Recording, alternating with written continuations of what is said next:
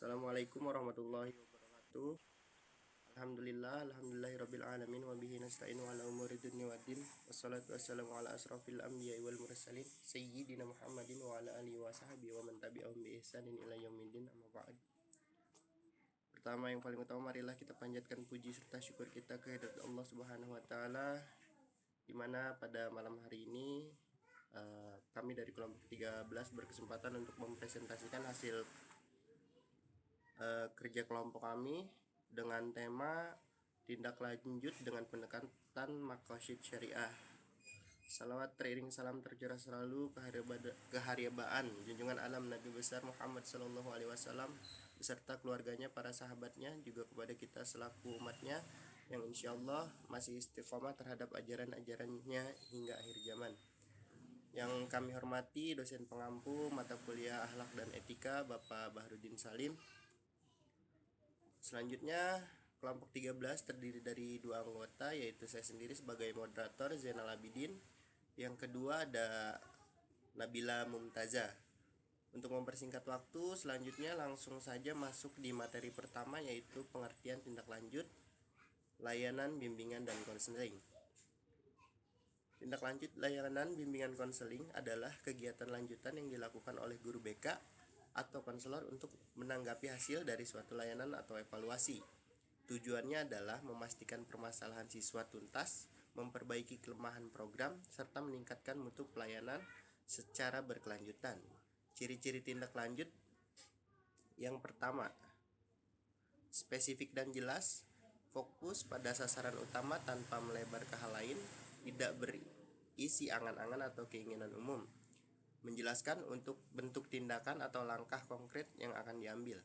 Yang kedua, terukur dan realistis, memiliki indikator keberhasilan yang jelas, dapat dicapai dengan sumber daya dan waktu yang ada, masuk akal untuk diselesaikan. Yang ketiga, berbasis waktu, memiliki jadwal mulai dan selesai yang pasti, ada tenggang waktu atau deadline untuk evaluasi hasil. Yang keempat, relevan dan berkelanjutan, menjawab akar masalah dari evaluasi sebelumnya, mendukung tujuan jangka panjang secara konsisten. Selanjutnya, pengertian maqasid syariah, yaitu adalah tujuan-tujuan Allah dalam menetapkan hukum. Maqasid syariah secara detail dan mendalam berarti memahami seluruh filosofi, ilat atau alasan hukum, hikmah dan tujuan yang dihendaki Allah syar'i dalam menetapkan setiap syariatnya untuk menjamin kemaslahatan manusia di dunia dan akhirat. Selanjutnya ada 5 unsur pokok yang harus dijaga.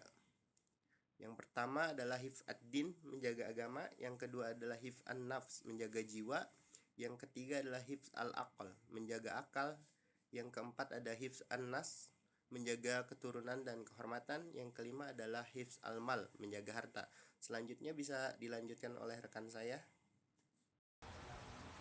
Baik, selanjutnya yaitu bentuk tindak lanjut BK dengan pendekatan maqasid syariah.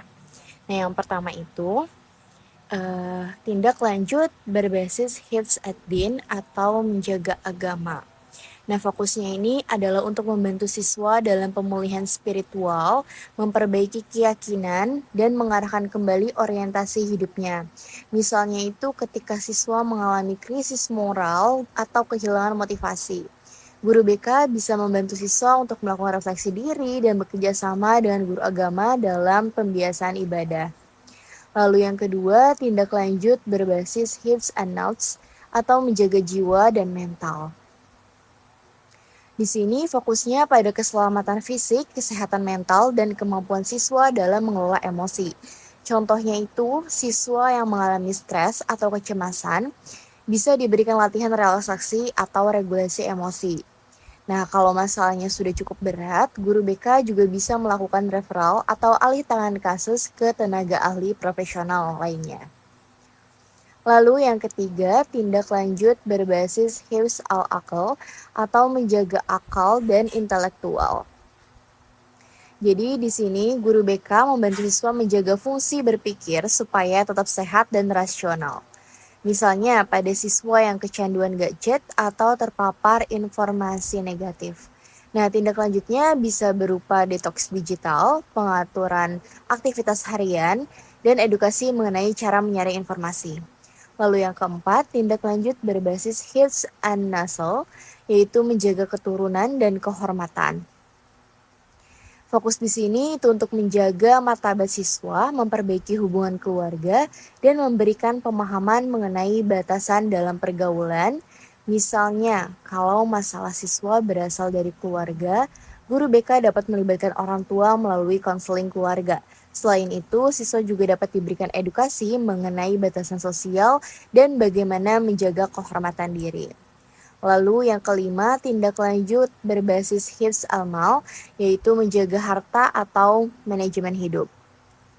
Fokus di sini lebih kepada bagaimana siswa belajar mengelola masalah yang berkaitan dengan keuangan dan mempersiapkan kemandirian di masa depan. Contohnya melalui bimbingan karir, konseling finansial sederhana, ataupun membantu siswa mendapatkan akses beasiswa jika mengalami kendala ekonomi. Jadi kelima aspek ini sebenarnya tuh saling berkaitan dan guru BK tuh nggak hanya melihat dari satu masalah secara terpisah, tapi juga melihat gimana masalah tersebut tuh bisa berdampak pada aspek kehidupan siswa yang lainnya. Selanjutnya, langkah-langkah pelaksanaan. Yang pertama itu identifikasi dan diagnosis. Nah, di tahap ini, guru BK mencari tahu terlebih dahulu gejala atau masalah yang dialami siswa, kemudian mencari akar penyebabnya. Setelah itu, guru BK menentukan aspek makasih syariah mana yang terganggu dan seberapa urgent masalah tersebut. Tingkat urgensinya dibagi menjadi daruriyat, hajiat, dan tahsiniyat. Daruriyat itu merupakan kondisi yang kritis dan membutuhkan penanganan segera. Hajiat merupakan masalah yang menghambat fungsi siswa, sedangkan tahsiniyat lebih kepada pengembangan kualitas diri, karakter, dan etika. Tahap kedua adalah perencanaan intervensi. Jadi setelah akar masalah diketahui, guru BK menentukan prioritas penanganan dan menyusun rencana intervensi. Rencana ini disesuaikan dengan 5 aspek hits tadi dan juga tingkat kebutuhan siswa. Jadi intervensi yang diberikan tidak bisa disamaratakan untuk semua siswa. Tahap ketiga yaitu pelaksanaan dan kolaborasi. Nah, pada tahap ini rencana yang sudah dibuat mulai diterapkan secara langsung. Guru BK dapat menggunakan teknik konseling yang sesuai dengan masalah siswa. Selain itu, guru BK juga tidak bekerja sendirian. Bisa berkolaborasi dengan wali kelas, guru mata pelajaran, guru PAI, kepala sekolah, dan juga orang tua supaya informasi yang diperoleh lebih lengkap dan mendapat dukungan terhadap siswa juga lebih menjadi konsisten. Yang keempat itu monitoring. Nah, setelah melakukan intervensi, perkembangan siswa tetap harus dipantau secara berkala. Tujuannya untuk melihat apakah perubahan yang diharapkan benar-benar berjalan dengan konsisten, sekaligus mencegah masalah yang sama muncul kembali. Nah, tahap terakhir yaitu evaluasi dan tindak lanjutan. Di sini guru BK menilai apakah intervensi yang diberikan sudah efektif dan apakah tujuan yang ditetapkan sudah tercapai. Kalau ternyata belum tercapai, intervensinya bisa disesuaikan atau dilanjutkan dengan bentuk bantuan yang lain. Jadi proses BK tidak berhenti setelah konseling selesai, tetapi tetap melihat perkembangan siswa setelahnya. Kemudian dalam pelaksanaan tindak lanjut BK dengan pendekatan makasih syariah, ada 3 prinsip yang perlu diperhatikan, yaitu rohmah, yaitu kasih sayang, tadarruj, bertahap, dan maslahah, yaitu kemaslahatan. Nah, yang pertama itu rohmah artinya kasih sayang. Jadi dalam konteks BK, guru BK itu harus memberikan layanan dengan sikap yang lembut, peduli, dan tidak menghakimi siswa. Jadi tujuan guru BK bukan hanya menyelesaikan masalah, tetapi juga membantu siswa menyelamatkan, memulihkan, dan mengembangkan potensi siswa. Yang kedua itu ada tadarruj, yaitu bertahap. Perubahan pada siswa itu tentunya tidak bisa dipaksakan secara instan. Karena itu, intervensi dilakukan secara perlahan dan disesuaikan dengan kesiapan serta kondisi psikologis siswa. Jadi guru BK perlu memahami bahwa setiap siswa memiliki proses perubahan yang berbeda-beda. Nah, yang ketiga itu adalah maslahah, yaitu kemaslahatan. Nah, ini bisa dibilang sebagai tujuan utama dari seluruh proses tindak lanjut.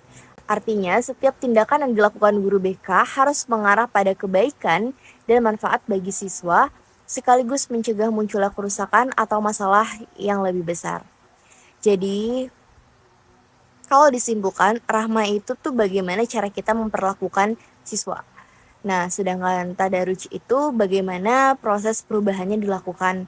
Lalu, kalau maslahah itu tujuan akhir yang ingin dicapai. Oke, baik. Jadi kesimpulan dari presentasi kami, tindak lanjut layanan BK berbasis Makassar Syariah itu merupakan proses yang dilakukan secara sistematis dan berkelanjutan untuk membantu siswa mengatasi permasalahan sekaligus menjaga kemaslahatan dirinya. Pelaksanaannya mencakup identifikasi dan diagnosis, perencanaan intervensi, pelaksanaan dan kolaborasi, monitoring, serta evaluasi dan tindak lanjutan dengan memperhatikan 5 aspek utama Makassar Syariah. Proses tersebut dilakukan sesuai tingkat kebutuhan siswa dan berlandaskan prinsip rahmah, tadarruj, dan maslahah, sehingga layanan BK dapat diberikan secara menyeluruh dan sesuai dengan kondisi serta kebutuhan siswa. Baik, terima kasih untuk partisipasinya dan perhatiannya. Kami dari kelompok 13 mengucapkan terima kasih. Wassalamualaikum warahmatullahi wabarakatuh.